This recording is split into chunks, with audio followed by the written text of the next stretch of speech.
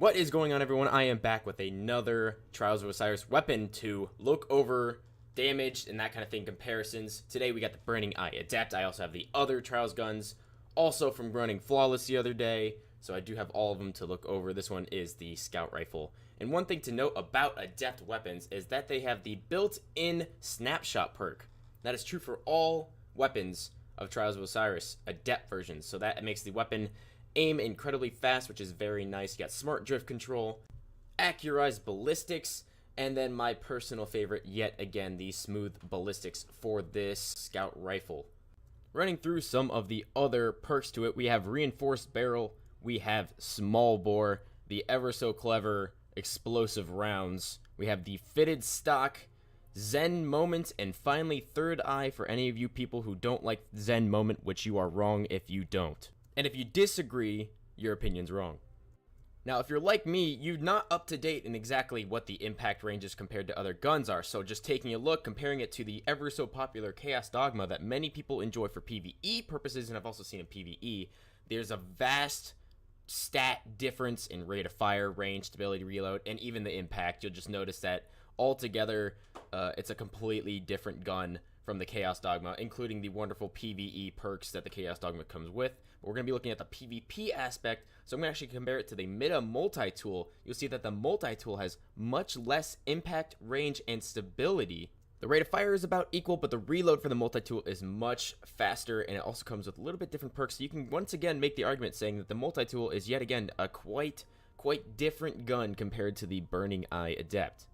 Now, me and my 384, now 385, Hunter continued to look around for other guns that might be comparable, pulled out the Jade Rabbit. Once again, a bunch of different stat differences. Impact, stability is a huge one, rate of fire is another big difference, all of which were kind of too far away to compare to the Burning Eye. So that got me thinking, the Exile Student was close to the Fatebringer, so what if we compared it to another Year 1 primary that was used quite a bit, i.e., the good old days of the Vision of Confluence. God, this thing has been in my vault for ages. But looking at the comparison, you'll actually notice that the rate of fire, impact, and then judging by how my stats are currently laid out, you can make the argument for the range and stability will also be the same depending on what perks I'm using. So anyone who used Vision of Confluence back in the day will see yet another flashback to our Year 1 primaries, just like the Fatebringer and the Exile Student. So that's enough comparing. Let's move on to actual gameplay.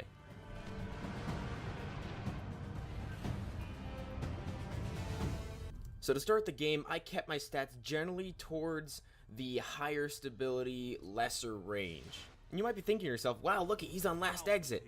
It's like he's been playing that all goddamn weekend and can't get a goddamn new map even after. And you might be thinking to yourself, oh, last exit, generally a close range map except you go outside. It's probably not good for scout rifles, right? Right.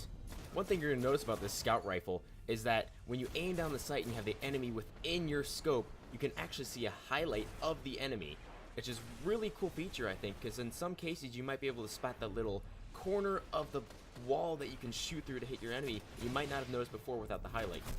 Looking at the damage of the gun, you'll see from pretty much any range I noticed, you'll get a 61 damage for a headshot and a 41 damage for a body. You'll watch me test this later on the next map in comparison to the range perk as opposed to the stability perk. I really noticed zero change whether or not I was using the range or the stability. So when you're using this gun as opposed to PvE, I'm only talking PvP, you're going to want to stick with the stability.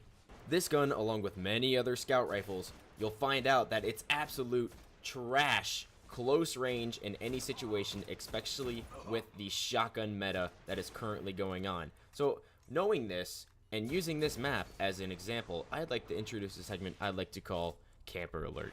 Camper Alert is when I get to turn into one of you assholes, you know who you are, and sit in the back of the map with a scout rifle to try to show off this gun and its range as I kill this super with ease, even though he's super weak health. And to show you guys that camping fucking sucks, because even when I camp, I still get killed by a fucking shotgun or last word, and it sucks.